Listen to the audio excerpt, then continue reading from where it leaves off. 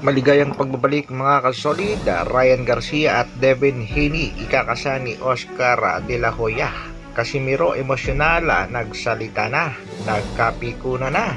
Mark Magsayo, Romesbak naman. Para sa ating unang balita mga kasolid, Regis Prograis na bugbog nga lamang nitong si Devin Haney sa kanilang naging bakbakan na kung saan napabagsak pa nga nitong si Devin Haney itong si Prograis sa round number 3 ng kanilang laban. Aminado nga itong si Regis Prograis na mabilis at madiskarte itong si Devin Haney at hindi niya akalain malakas din pala talaga itong si Devin Haney. Panalo nga si Devin Haney via unanimous decision at nakuha ang hawak na titulo nitong si Regis Prograis. Si Devin Haney na nga ang kasalukuyang WBC lightweight champion. Napahanga nga din itong W President na si Sulaiman sa performance ipinakita nitong si Devin the Dream Haney. Kaagad namang naghamon itong si Ryan Garcia pagkatapos ngayon ng laban nitong si Devin Haney at sinabi nga ni Ryan Garcia alam niya kung paano tatalunin at alam niya ang diskarte nitong si Haney. Pero dagdag nga nitong si Super Ryan Garcia, uunahin daw niya muna itong kasalukuyang WBA lightweight champion na si Rolly Romero. At kagad isusunod si Devin.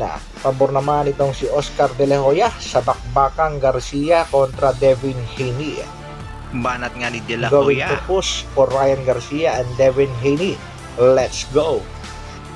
At sigurado rin namang papalaga ni Devin Haney ang hamon nitong si Ryan Garcia. Ganon din niya ng kanyang tatay na si Bill Haney dahil alam niyang malaking pera pag natuloy ang bakbakang Haney kontra Ryan Garcia.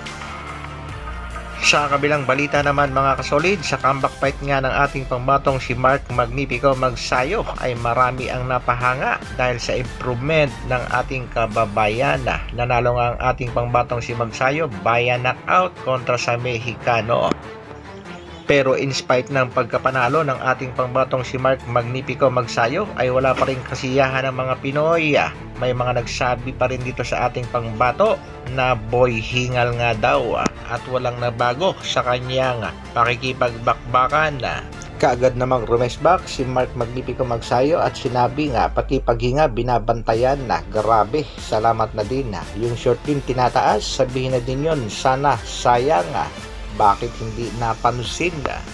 Para kay Mark Magsayo, huwag na lang pansinin yung mga bashers at haters. Ganyan talaga kapag haters, lahat binabantayan na. Dagdag naman ang coach ni Mark Magnifico Magsayo, back to training na daw kagad si Magnifico. Bawal nga daw mag-relax. Kudos kay Coach Marvin at kay Mark Magnifico Magsayo.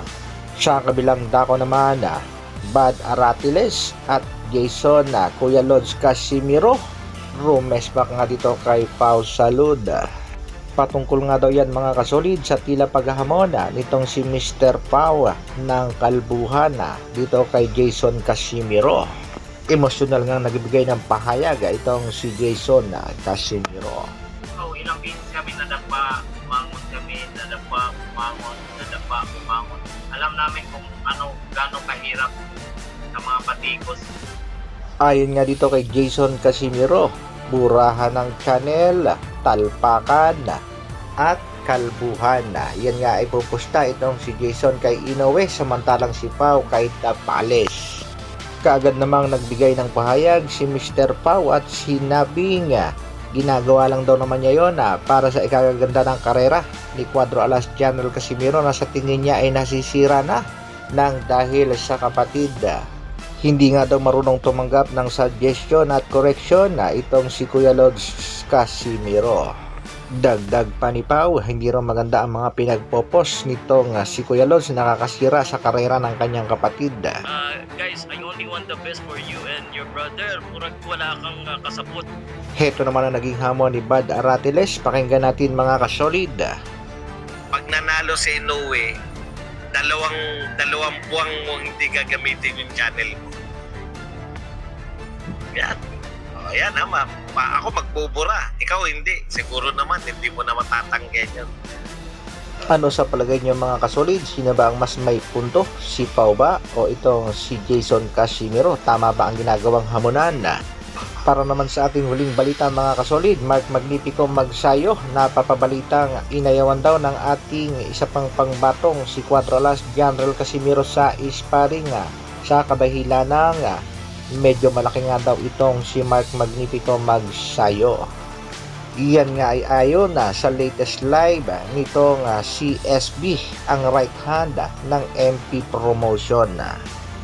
Napapansin nga sa kasalukuyan ng mga netizen at tila dumadami na ang mga bashers at haters ng ating pangbatong si Cuadro-Alas Janriel Casimiro. Ano kaya talaga ang kadahilanan na? At dating defenders ng ating pangbatong si Alas may banat. Pakinggan Prime na. Casimiro, okay? Magaling ang Prime Casimiro. Yung Casimiro na nagtitraining talaga, yun ang magaling. Yun, ganun ang standard ng Philippine boxing. Magagaling ang mga Filipino fighters. They are a warrior. Andun yung puso. Tinutudo na binigyan nila 100% sa laban. Pero during that time, bro, nawala, bro. Nawala yung ganun, bro. Nawala yung love of the fans. Nawala yung passion. Si Casimiro during that time, bro, nawala na yung passion sa boxing. All he care is money, bro. Wala na yung Ano sa palagay niyo mga kasolid? Nawala na nga ba ang passion at focus ng ating pangbatong si Alas sa boxing? Isang komento naman dyan. December 26 sa bansang Japan, suportahan natin ang laban ng ating pangbatong si Tapales kontra Japanese monster Naoya Inoue. Sana ay makuha ng ating pangbatong si Tapales ang panalo at maging kanaunahang undisputed champion. Shoutout muna tayo mga kasolida. Shoutout nga pala kay kasolida Carlo Yorpugdiman. Shoutout din kay Kuya Lods Jason Casimiro. At shoutout kay Boom Boom Pau, Pau Ka Sports, Pau Salud. Shoutout din sa ating pambansang kamao na si Manny Pacman Pacquiao. At shoutout sa Treasure Boxing Promotion, ang promoter ng ating pangbatong si Alas. Sana ay maanunsyo na kung sino ba talaga ang kalaban ng ating pangbato. Hanggang dito na lang muna mga kasolid. Maraming salamat sa patuloy na pagsuporta at panonood. Isang like naman dyan. At sa mga bago, pasubscribe naman ang ating munting channel. Mabuhay! Brrrr!